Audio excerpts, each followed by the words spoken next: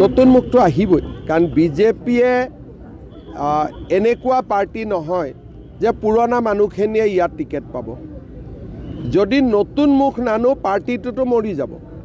সেইকাৰণে মোদী ডাঙৰীয়া অমিত শ্বাহ ডাঙৰীয়াৰ সদায় এইটো প্ৰচেষ্টা যে প্ৰতিটো ইলেকশ্যনতে 5ৰ পৰা 10জন নতুন মুখ পাৰিলে বেছি। আৰু মই নিজে কমপ্লিটলি যুৱ প্ৰজন্মক ৰাজনীতিত অনাটো বিচাৰোঁ। যুৱক আৰু মহিলা ৰাজনীতিত আহিব লাগে। গতিকে মোৰ মনটো উদাৰ হৈ থাকিব, ভাল কেণ্ডিডেট পালে আমি টিকট দিম।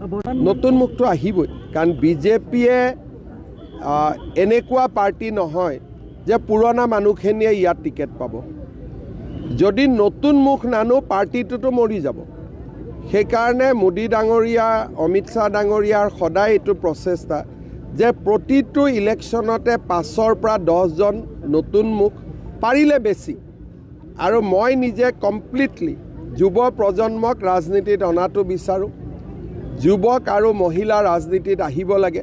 গতিকে মোৰ মনটো উদাৰ হৈ থাকিব, ভাল কেণ্ডিডেট পালে আমি টিকট দিম।